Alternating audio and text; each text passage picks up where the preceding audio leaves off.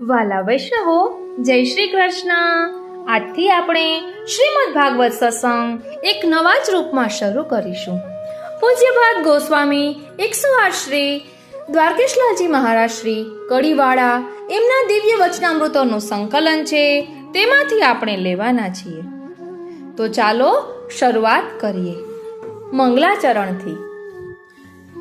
ચિંતા સંતાન હંતારો યત્પાદાંબુજરેણવઃ શ્રિયાનાં તાન નિજાચાર્યાન પ્રણામામિ મુહુર્મુહુઃ યદનુગ્રહતો જંતોઃ સર્વદુઃખાતિગો ભવેત તમહં સર્વદા વંદે શ્રીમદવલ્લભનંદનમ.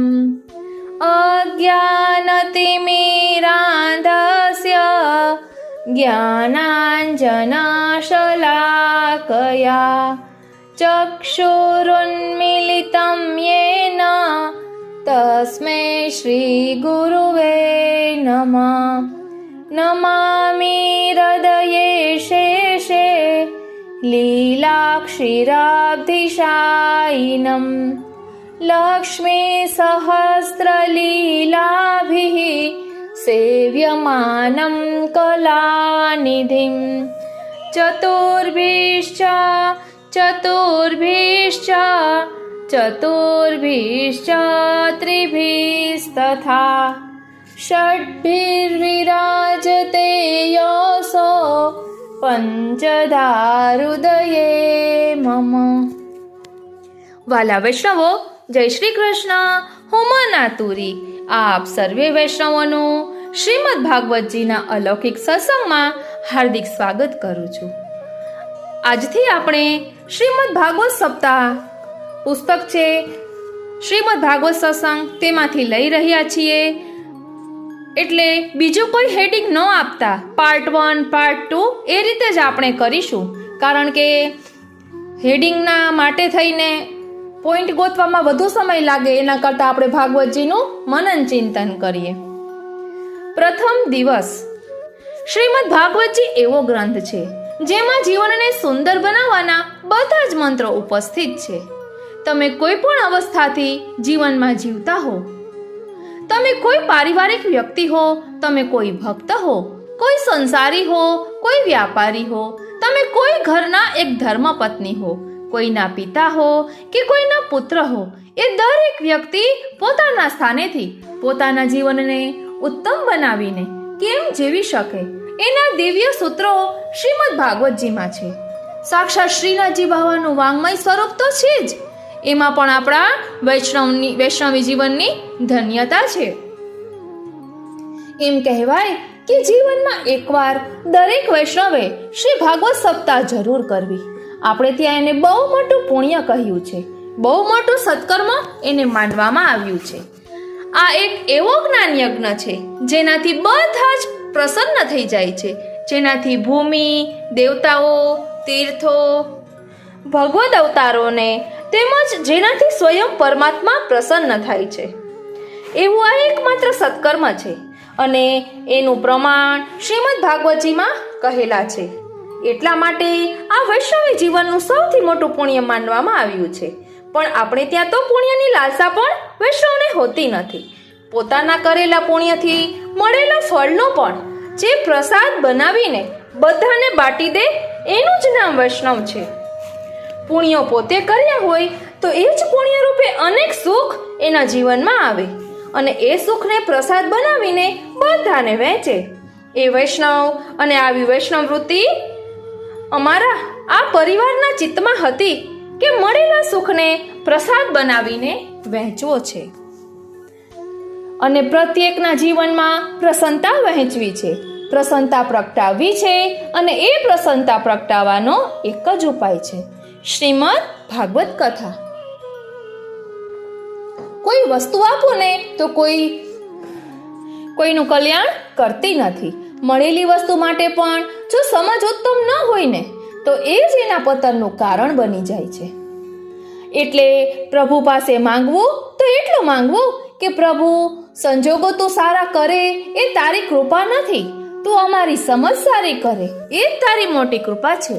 કારણ કે ગમે તેટલા જીવનના ઉત્તમમાં ઉત્તમ પદાર્થો, બધી સગવડ ભગવાન આપી દે, પણ ઘણાને નથી જોતા કે હાથે કરીને દુઃખ ઊભું કરે. એમ લાગે કે આના દુઃખની પાછળ એના સિવાય બીજું કોઈ કારણ જ નથી. મારી જેમ આ છે સમજનો અભાવ. પ્રભુને એમ જ કહેવું કે પ્રભુ, તું મને ઉત્તમ સમજ આપજે, અને જો સારી સમજ રહીને તો વિપરીત સંજોગોમાંથી પણ સમય ક્યારે પસાર થઈ જાય એની ખબર પણ નહીં પડે.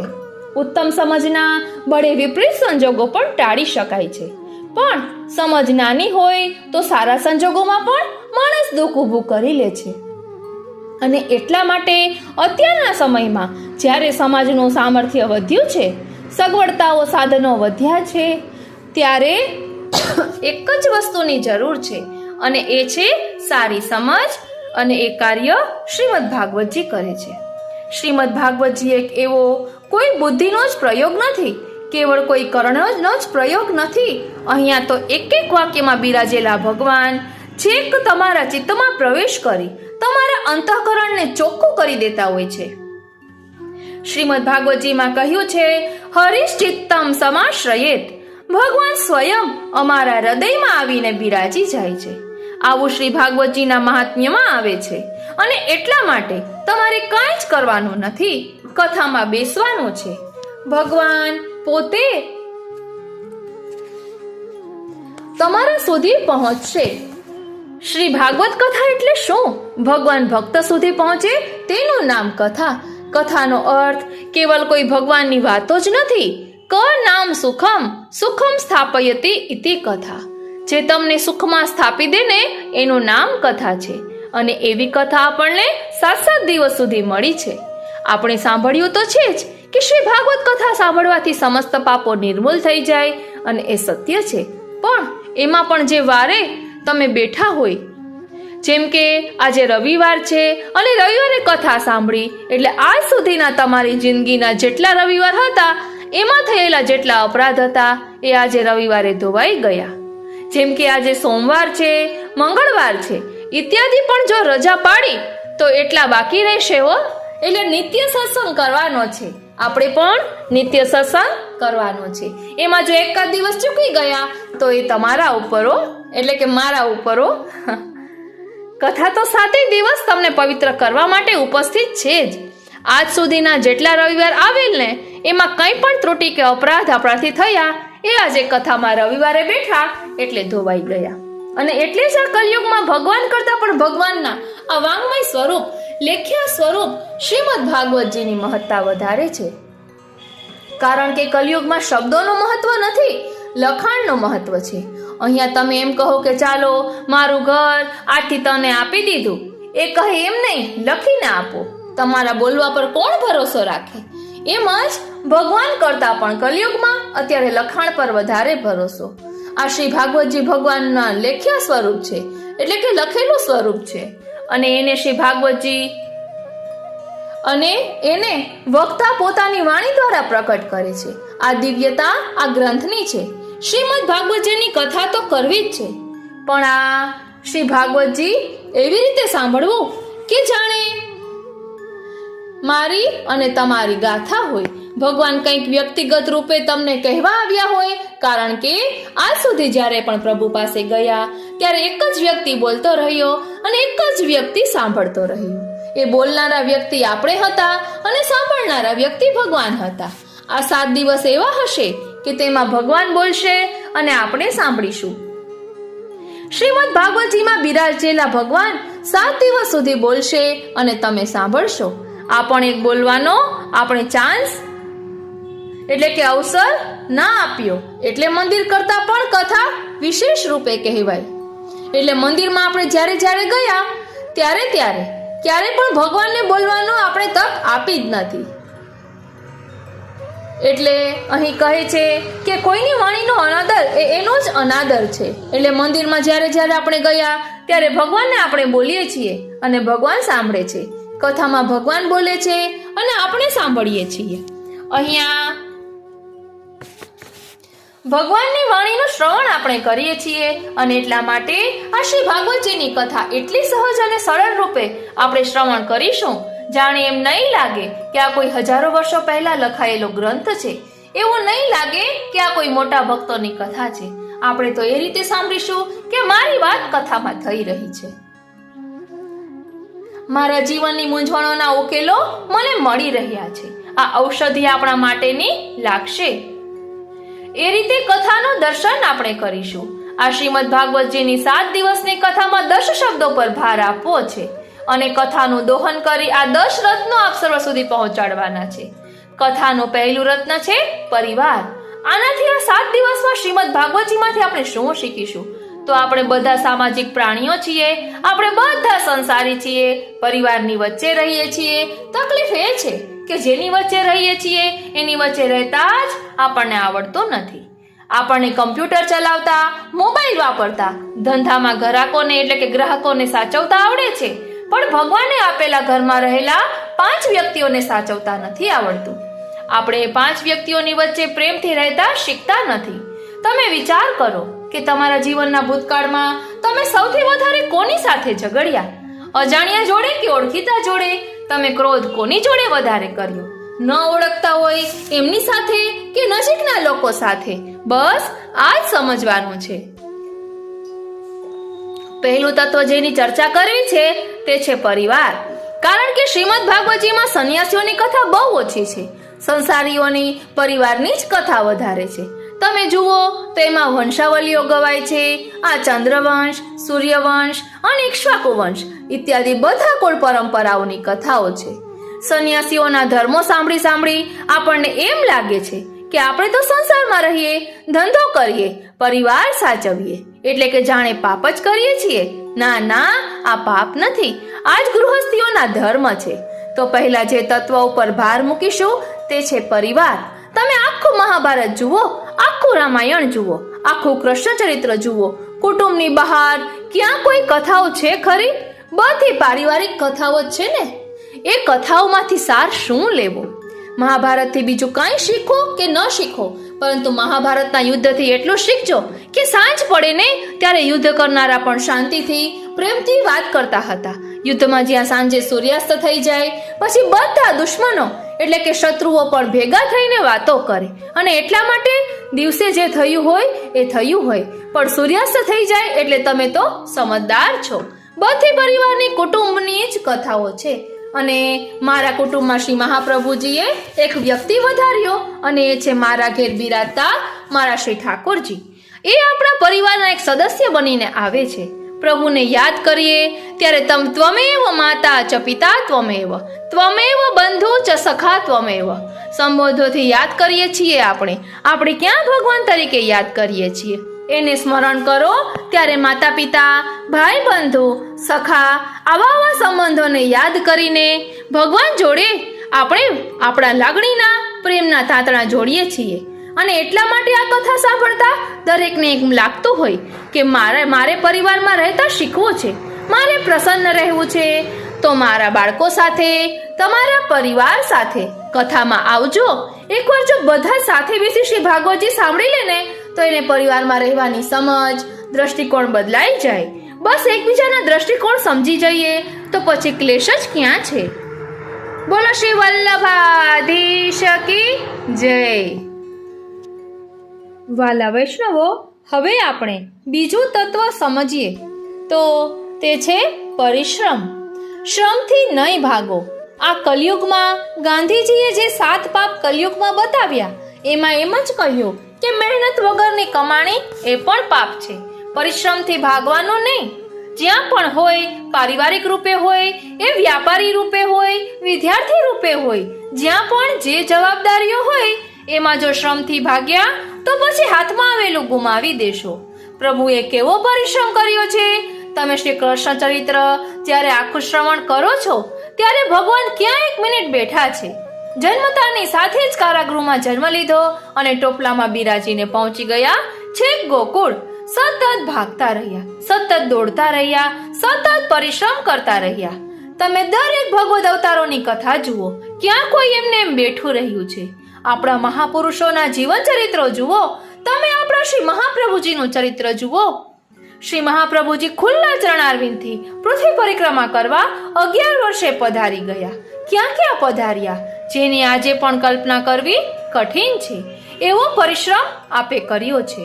એટલે બીજો શબ્દ છે પરિશ્રમ. પહેલો પરિવાર અને બીજો પરિશ્રમ. ત્રીજું તત્વ છે પરોપકાર. જીવનમાં ભોગવી લેવું બહુ સહેલું છે, સંગ્રહી લેવું પણ બહુ સહેલું છે, પણ પરોપકાર એ વૈષ્ણવી વૃત્તિ છે. ધ્યાન આપજો, પરોપકાર એ વૈષ્ણવી વૃત્તિ છે. તમારા વ્યક્તિત્વની સાથે આ પરોપકાર શબ્દ જોડાયેલો રહેવો જોઈએ. બહુ દૂર નજર ન કરો તો આજુબાજુ નજર કરો. ભગવાન સુખ આપીને એટલે માનવું કે મને પરોપકાર કરવાની તક આપી છે. પ્રભુએ મને અવસર આપ્યા છે. અને જરૂરી ક્યાં છે કે પૈસા આપીએ તો જ પરોપકાર થાય. પ્રોત્સાહન પણ અપાય, આશ્વાસન પણ અપાય, છેલ્લે આશીર્વાદ પણ અપાય. આપવાની વૃત્તિથી પરોપકાર થાય છે. વસ્તુઓ કે સાધનથી પરોપકાર નથી થતો. આપવાની વૃત્તિ છે ખરી. આપણે એમ માનીએ કે ભગવાન તો સાધન આપે. જો સાધન ધન છે તો ધન આપો. તમારું શરીર સારું છે તો સમય આપો, સહકાર આપો. પણ ક્યાંક બીજા માટે ઘસાયા એ વૃત્તિ બહુ જરૂરી છે. પરોપકારી વૃત્તિ વગર ભગવાનની નિકટ પહોંચાતું નથી. કારણ કે જેને આપવાની જ આદત નથી પડી એ ભગવાન પાસે આવી પોતાના ભાવને અભિવ્યક્ત શું કરશે? કારણ કે મહાપ્રભુજીએ સૌથી પહેલા આપતા જ શીખવાડ્યું છે. અત્યાર સુધી લોકો ભગવાન પાસે માંગીને સુખી થવાની કલ્પના કરતા હતા. શ્રી મહાપ્રભુજીએ ઉલટું કરી દીધું કે આપણે માંગીને પ્રસન્ન નથી થતા, આપણે શ્રી ઠાકોરજીને આપીને પ્રસન્ન થઈએ છીએ. અને ભગવત સેવામાં પ્રભુને આપતા આપતા આપતા મનને એવી આદત પડી જાય છે કે બસ આપીને જ પ્રસન્નતા આવે. સેવા, પ્રભુને કરેલો વિનિયોગ એ તો મનનો અભ્યાસ છે. પ્રભુને આપતા આપતા ધીરે ધીરે અભ્યાસ થાય કે મારા શ્રી ઠાકોરજી તો બધે બિરાજે છે, દરેકની અંદર. અને પછી એ આપવાની વૃત્તિ થઈ જાય. હું તો હંમેશા કહું કે રાજા અને ભિક્ષુક આ કેવલ સંજોગોના નામ નથી, આ મનોવૃત્તિઓના નામ છે. ગમે તેટલો સમર્થ વ્યક્તિ હોય પણ બીજા પાસે લેવાની જ ઈચ્છા જેની અંદર છે એ ભિક્ષુક જ છે. અને ગમે તેટલો સાધારણ હોય, ઝૂંપડાવાળો વ્યક્તિ હોય પણ એ કહે કે કામ હોય ને કથામાં તો અમારું ટેબલ લઈ જજો. ઘણા એવા હોય સાવ સાધારણ હોય પણ જ્યારે એને કહો તો એ તૈયાર જ હોય કે અમારી પાસેથી લઈ જજો ને, અમારી પાસેથી મેળવી લેજો ને. બસ આ રાજાની વૃત્તિ છે. જેની અંદર આપવાની વૃત્તિ છે એ રાજાની વૃત્તિ છે. શ્રી ભાગવતજીમાં ચોથું તત્વ છે પ્રેમ. શ્રી ભાગવતજી એ પ્રેમ ગ્રંથ છે. ભગવત પ્રેમ ભાગવતજીથી પ્રકટ થાય છે. જે 5 ફળ આગળ પણ ચર્ચા કરવામાં આવશે કે શ્રી ભાગવતજી 5 ફળ આપે છે. તેમાં એક ફળ કહ્યું છે પરમ પ્રેમની પ્રાપ્તિ શ્રી ભાગવતજીથી થાય છે. પ્રેમથી ભરાયેલો વ્યક્તિ જ્યાં પણ જશે ને એ પ્રેમને જ પ્રાપ્ત કરશે. વ્યવહારથી માણસ ઉપર ઉઠે ત્યારે પ્રેમને પ્રાપ્ત કરે. 5મું તત્વ એ પરિતોષ છે, સંતોષ છે. જબ આવે સંતોષ ધન સબ ધન ધૂલ સમાન. શ્રી ભાગવતજી સાંભળવાથી પરમ સંતોષની પ્રાપ્તિ થશે. એમ થશે કે શ્રી ઠાકોરજી જે કરે છે બધું બરાબર કરી રહ્યા છે. પ્રભુએ વિચારેલું જ છે. એના પર ભરોસો પેદા થઈ જાય. અને જ્યારે ભરોસો ઉત્પન્ન થાય ને ત્યારે જીવનમાં સંતોષ આવી જાય કે ના, હવે મને સંતોષ છે. કારણ ઈચ્છાઓનો તો કંઈ અંત નથી. શ્રીમદ ભાગવતજી આપણી કામનાઓને ભાવનાઓમાં ફેરવી દેશે. અત્યારે અનેક પ્રકારની કામનાઓ જીવનમાં છે. શ્રી ભાગવતજી સાંભળવાથી એ બધી કામનાઓ બની જશે.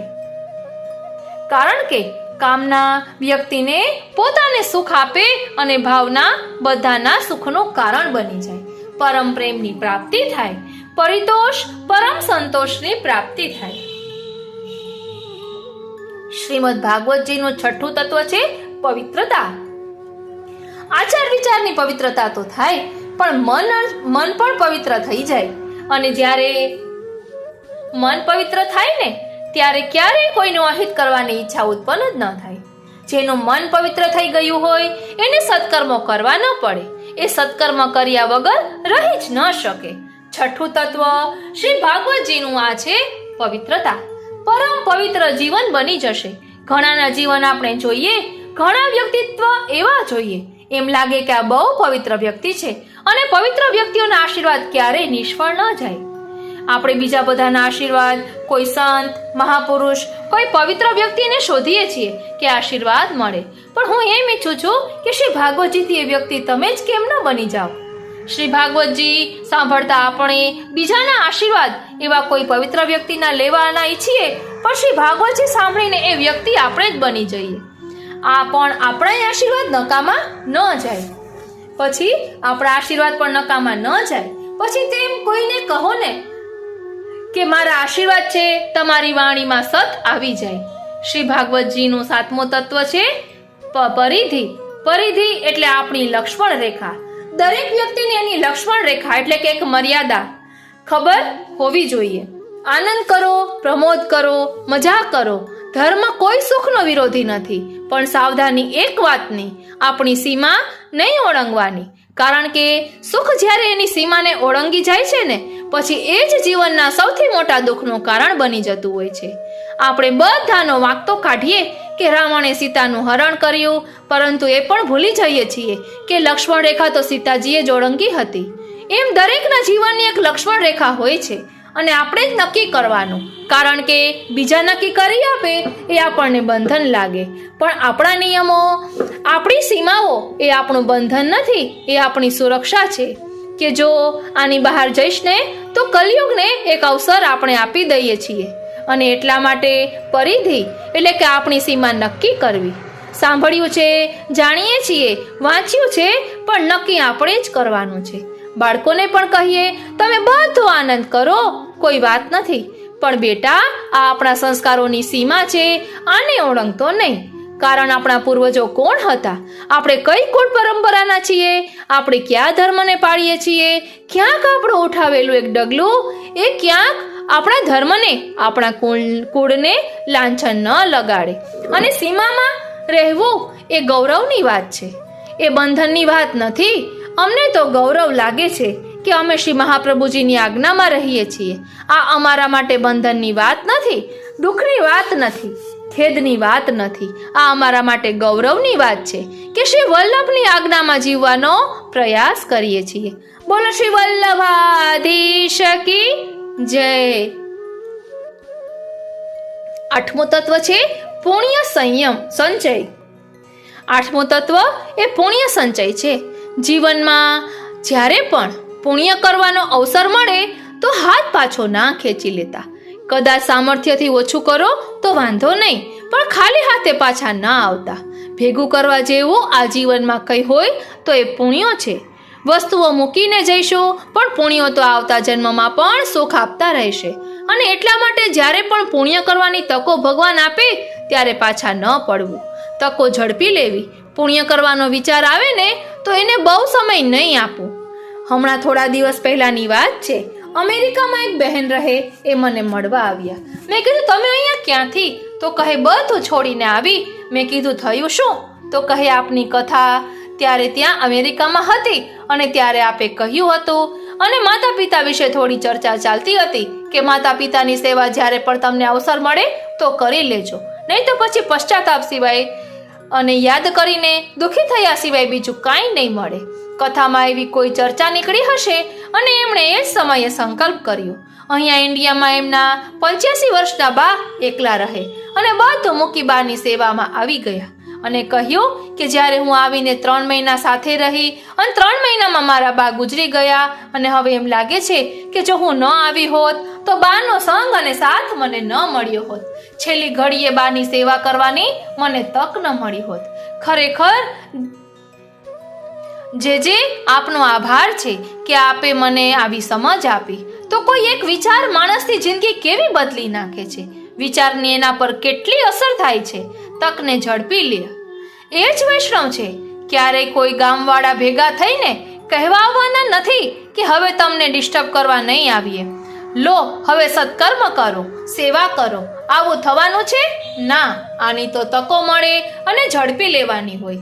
જો ન ભાવે એને નિભાવે ને એ જ વૈષ્ણવ. અનુકૂળ લોકોની રાહ જોતો રહે એ ક્યાં જવાનું?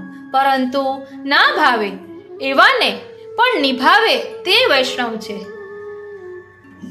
એટલે બધા અનુકૂળ થઈને આપણી નજીક આવે અને પછી દયા રાખીએ, પછી સેવા કરીએ. આવું થવાનું નથી.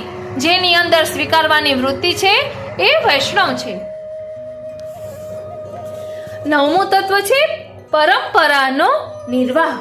તમે બે પરંપરામાં છો, એક તો કુલ પરંપરા અને બીજી વૈષ્ણવી પરંપરા. આ બંને પરંપરા હું તો તમને નસીબદાર ગણું છું. ઘણીવાર લોકો કદર ના કરતા હોય, પણ તમારા ઘરે કોઈ એવું પાત્ર પત્ની કે પતિ રૂપે મળ્યું છે કે જે તમે ભગવાનને જે દિવસે ભૂલી ગયા હોય અને તમને યાદ અપાવે કે આજે આ તહેવાર છે, પગે લાગીને જાઓ, તો પોતાની જાતને ભાગ્યશાળી માનજો. આજે આ ઉત્સવ છે, લો કણિકા મિશ્રી લઈને જાઓ. આવું યાદ અપાવનાર પણ કોઈ ઘરે હોય ને તો પોતાને નસીબવાળા ગણવા. પણ ત્યારે આપણને કદર ન હોય, ત્યારે આપણને એનું મહત્વ ન હોય, ત્યારે તો કહે. પણ આવું કહેનાર પણ મળ્યું ને એ ભગવાનની મોટી કૃપા છે. બાળકોને કહીશ કે તમારા ઉપર ભગવાનની કૃપા માનવી કે તમે ચાલતા થયા ત્યારે આંગળી પકડીને માતા પિતા હવેલીએ લઈ ગયા. આ તમારું નસીબ છે કે તમે આવા માતા પિતાના ઘરમાં જન્મ લીધો. તમારું અન્નપ્રાશન કરાવ્યું ત્યારે શ્રી ઠાકોરજીની પ્રસાદી સખડી મોઢામાં પધરાવી. તમારું સૌભાગ્ય છે.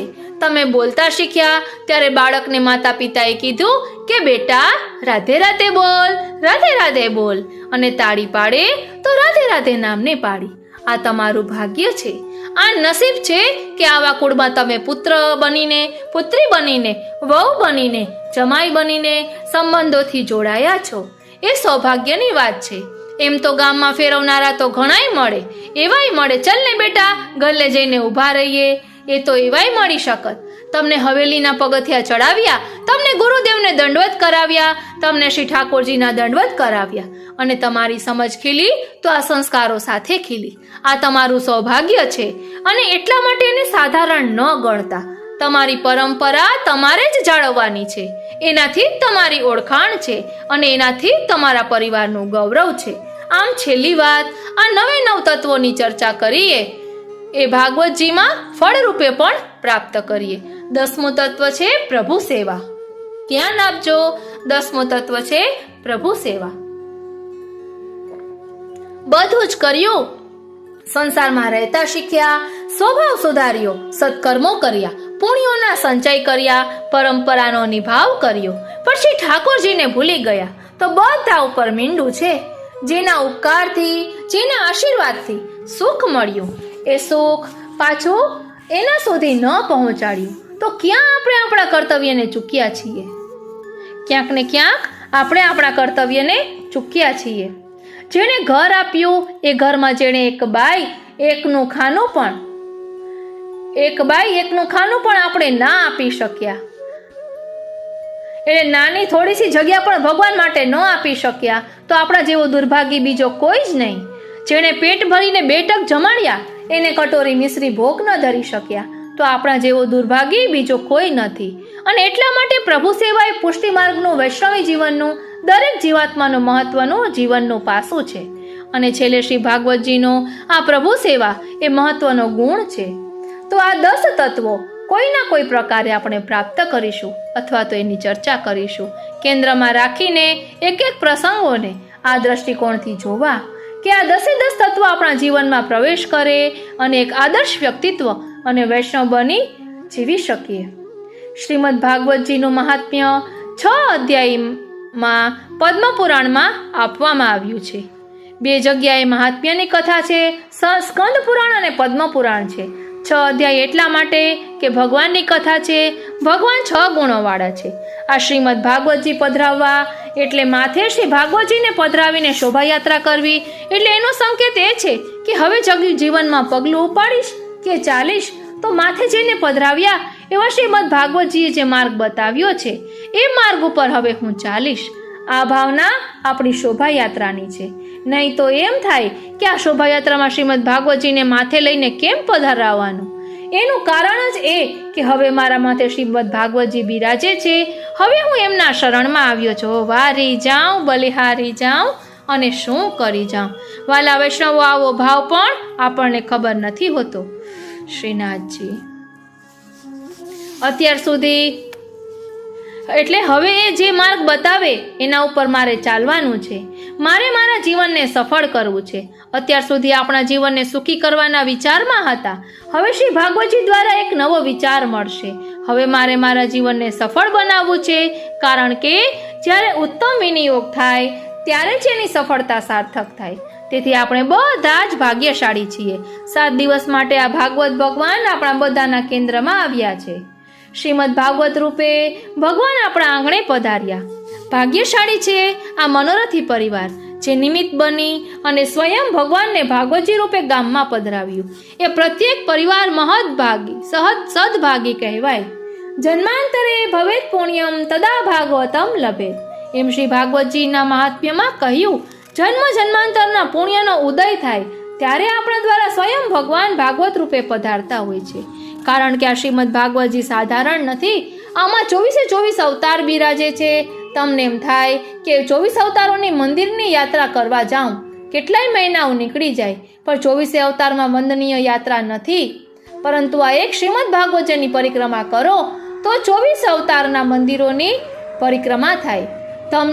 તમને એમ થાય કે ભારતના સમસ્ત તીર્થોની પરિક્રમા કરું, સમસ્ત દેવતાઓને બોલાવવા સંભવ નથી, પણ એક શ્રીમદ ભાગવતજી બેસાડો તો સમસ્ત તીર્થો અહીંયા આવીને વાસ કરે.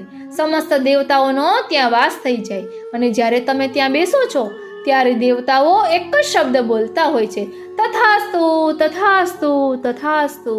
અને તમારા મનની સઘળી મનોકામનાઓ એ તથાસ્તુ શબ્દથી પરિપૂર્ણ થઈ જતી હોય છે. પરંતુ આપણે કોઈ લૌકિક કામનાઓ કરવાની નથી. મહાસદભાગી છીએ કે આપણે શ્રી ભાગવતજીની મધ્યમાં બિરાજમાન છીએ. આ તો કલ્પવૃક્ષ છે. નિગમ કલ્પ તરોર ગલિતમ ફલમ. એ તો કલ્પવૃક્ષ છે. ત્યાં જે મનોકામના કરશો તે પૂર્ણ થશે. તો શ્રીમદ ભાગવતજીનું 7 દિવસ સુધી આપણે એનું રસપાન કરવાના છીએ. તમે સ્વયં ભગવાનને પીવાના છો.